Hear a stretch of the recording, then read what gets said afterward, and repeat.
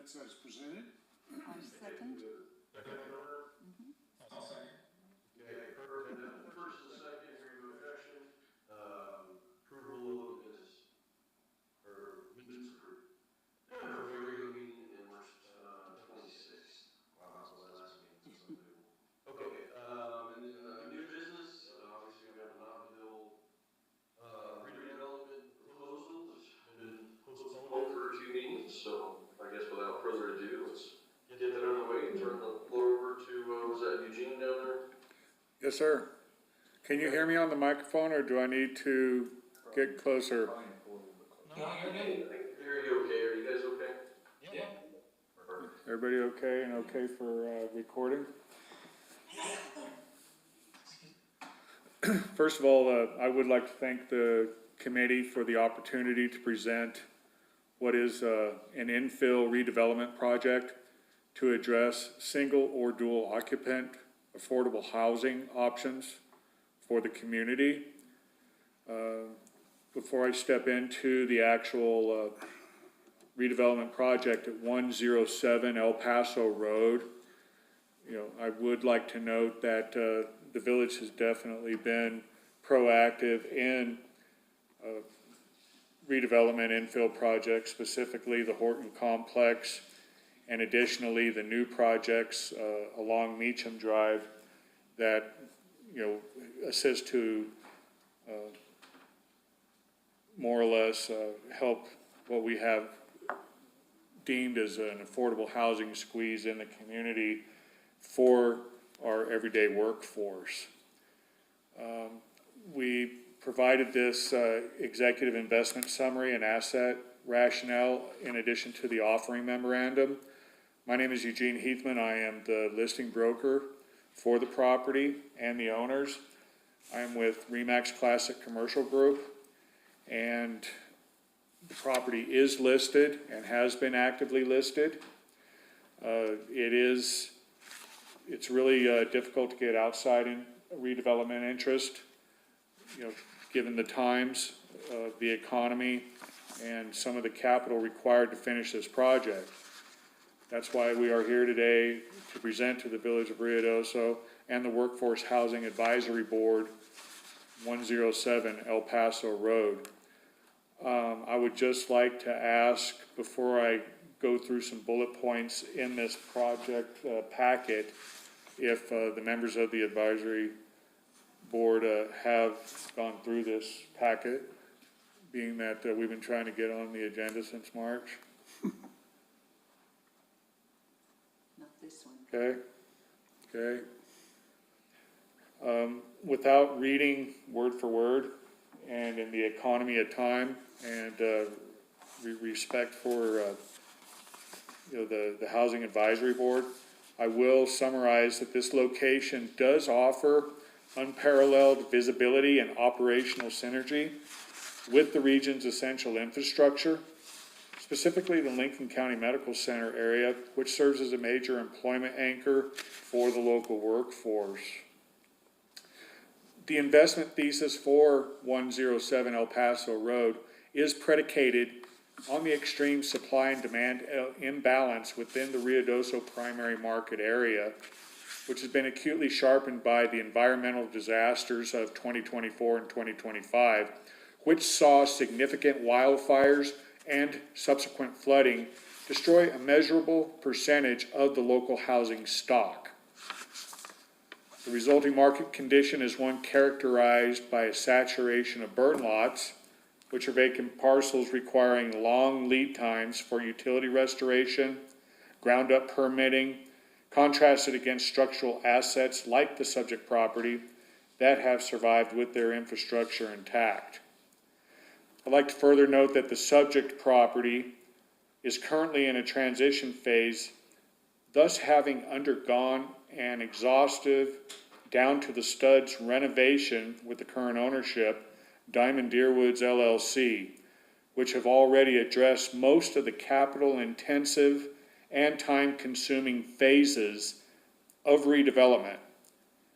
The building envelope is sealed with new roofing, modern stucco finishes, high-efficiency windows, And while the internal mechanical backbone, including electrical, plumbing, and a high-efficiency mini-split HVAC system for each unit, is largely in place and permitted, this shell and core readiness significantly de-risks the project for an upcoming investor, providing a finish-to-suit path for approximately 16 residential units and priced at $990,000.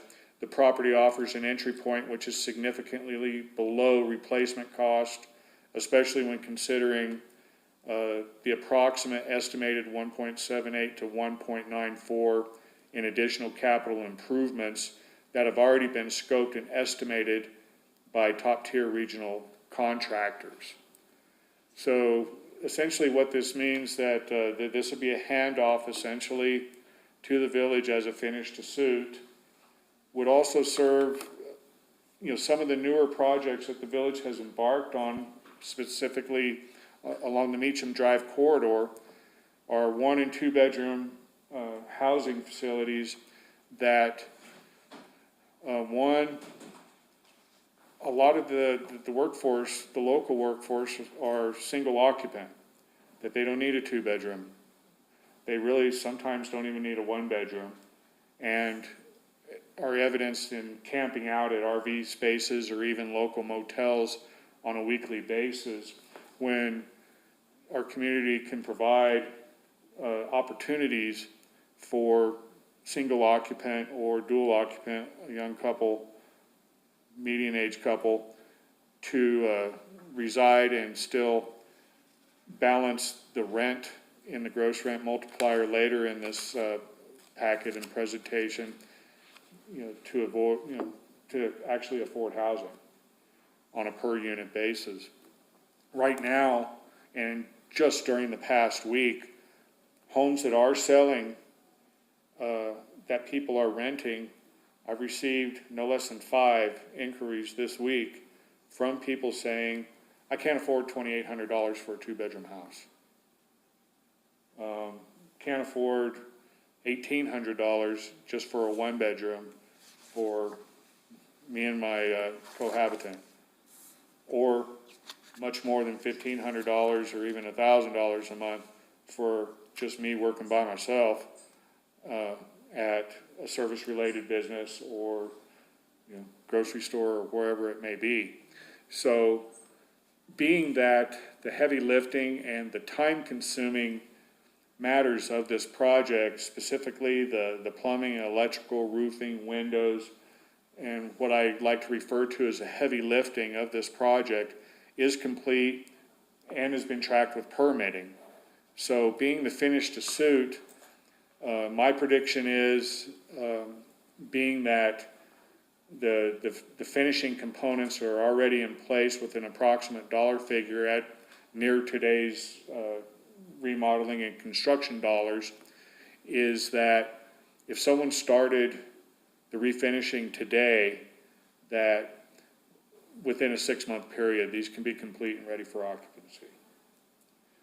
I'd like to, without diving too deep into the packet presentation, I'd like to open to the advisory board any questions or comments that I can answer specifically. Well, I'd like to comment and say that not everyone on this committee right now was here from the start, but those who were here with the beginning of this work in 2018 recall that we went through years of inactivity, years of frustration, and years of stonewalling. And so for me, the thing that really appeals to me about this particular project is that it does have a very quick turnaround. And you just made a comment that answered one of my questions, and that was 6 months to completion. And I know working with contractors in the village and even getting contractors is often difficult, but nonetheless, for me, that fast turnaround is a huge plus for this project. Thank you, sir. question I have, Eugene. The estimates you've received so far to complete this project, are those available for us to view? Yes, they are.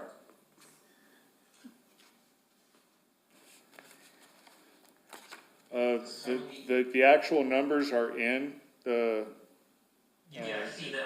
but if you want the actual, contractor estimates and who they are, yes, I can provide those to the advisory board, by end of business day, Yeah, I think that would help. okay?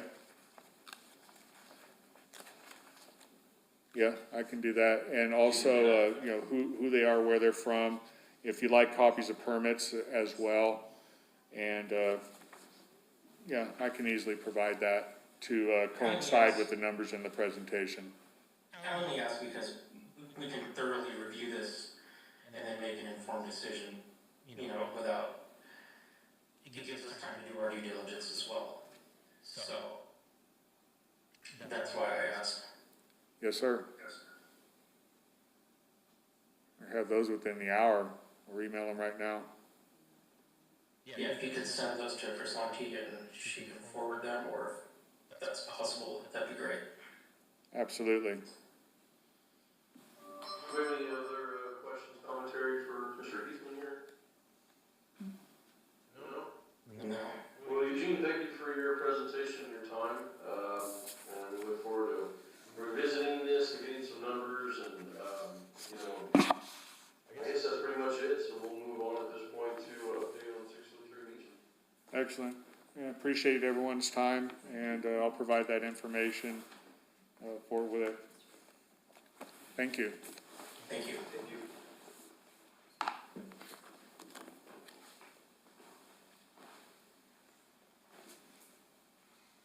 Good afternoon. For those of you who don't know me, I'm Heath Dobreville, and I'm the deputy manager for the village. Chrisanti asked me to give some updates on our village properties for you. So for 603 Meacham, the curb and gutter is nearly complete. I would say it's about 95% complete. We are still awaiting the paving, so they're gonna be paving the driveways first and then paving the roadways. So hopefully over the next week or two, we'll start seeing some pavement action going on. I know they're still doing some site prep for that paving. We still have a groundwater problem with a few of these lots that were brought in and built up on fill. We are going to have to, looks like at this point, hire a geotech firm to come out and probably take some core sampling of those specific pads to see how much clay is in them, because it may be too high of a content, because the water is just not percolating like it should. We're still having groundwater issues coming up in the crawl spaces on a couple of those homes. We are looking at other mitigation things as well, like adding gutters to all the homes to help get that water further away that sheets off of the roof. So we're still working on that, and I don't have a time frame for when it will be completed at this time. And it is unfortunate, but as we're working with the contractors, so far we're trying to get a game plan together on how we're gonna move forward. So, how many of these homes have that problem? Can we go ahead and occupy the rest of them? Well, the concern that we have is that, so right now we identified 5 homes here last week after we had some pretty good rain. We went out and I guess it was a week and a half ago, went out and looked, we had 5 homes and all of those were all pads that were built up on fill.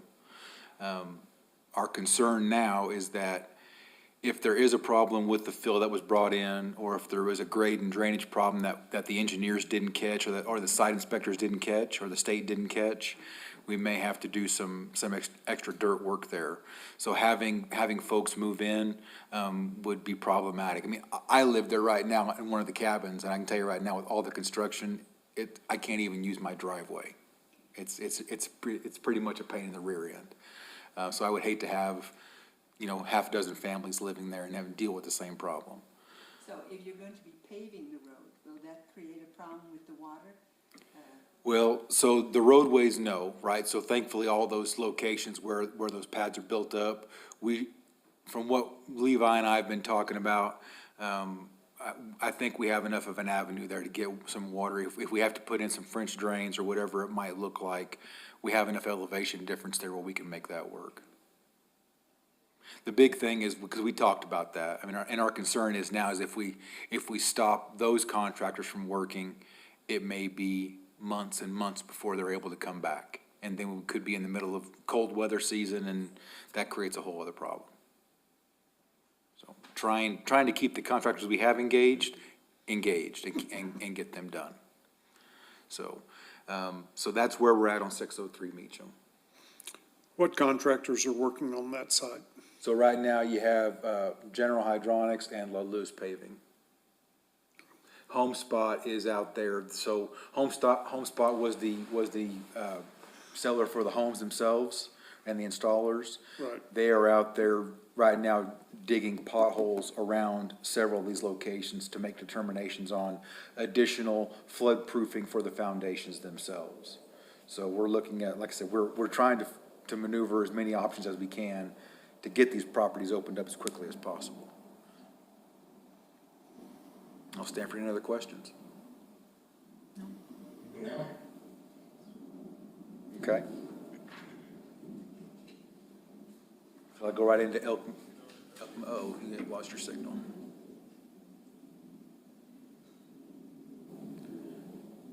Shall I go ahead and go into Elk Meadows? If you would, I think, did anyone else have any questions on 603 Meacham? No? Well, and obviously, we appreciate what you guys are doing. I think there's, this particular project has gone way over, I think, anybody's estimations on budget, time. I mean, to a point where it's awfully unfortunate. We appreciate that you're trying to do everything you can to mitigate that and get it open for use. And, as we grow with this, I think we learn with every project. And so, I think hopefully we have some good takeaways from this particular development and get it rolling. So, yeah, I think without anything else, I think we just move on to Elk Meadows there. Okay. So good news is Elk Meadows is moving right along. They anticipate to be open and ready just on schedule. So they're out there actively cleaning the site right now. They still have more paving to do on the north side and then in between the two complexes. Electrical's been ongoing, so everything is moving forward on that site. And what is their target completion date? That's supposed to be this winter, so December, January.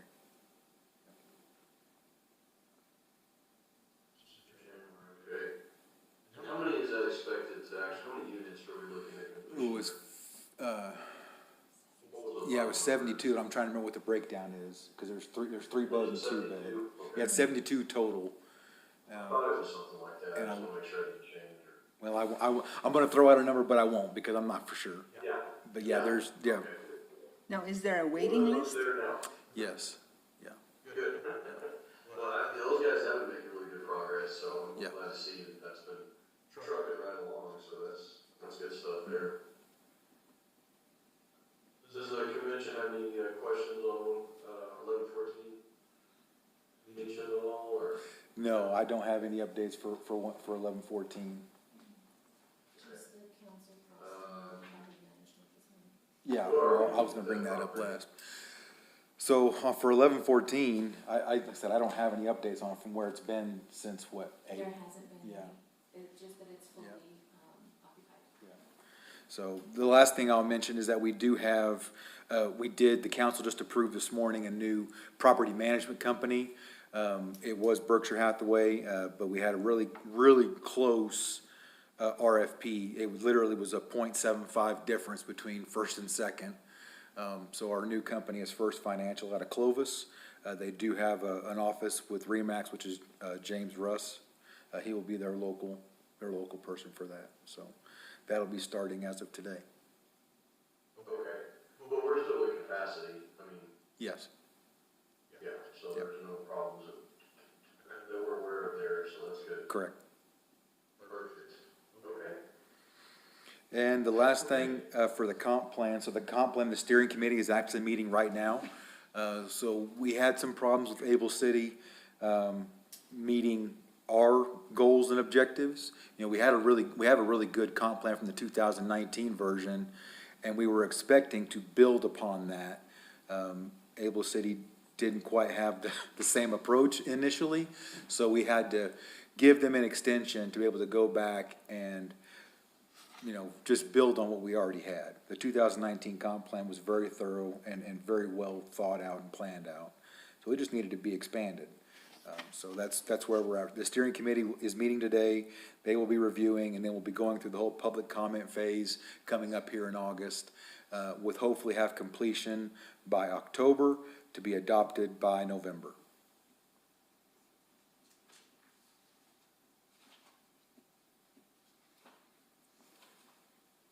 Any other questions? That's excellent. I don't know how we factor into the comprehensive plan, other than during the finalization of that, will there be additional potentially sites or properties brought to the, commission for review or approval, or do we have any input we need to throw in on our side of the? Potentially, yes. Robert? Yeah, potentially, yes, right. So, yeah, the whole point of the comp plan was to help identify new areas, new locations for both industrial and urban developments. Okay, excellent. Okay, well, we certainly appreciate the updates. Does anybody on the committee have any questions, further concerns, clarifications? No? No. Okay, All right, thank you. well, perfect. Just really quick with the work before we move into adjournment, can we do a quick executive on this? Like a quick executive session?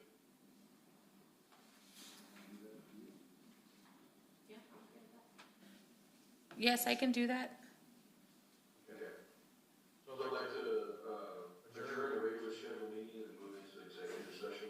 Yes, I'll take the board members that are here into the executive conference room and then start up a Zoom link over there. Okay. Okay? And I'll send you guys the Zoom link. Great, thank you. Thank you.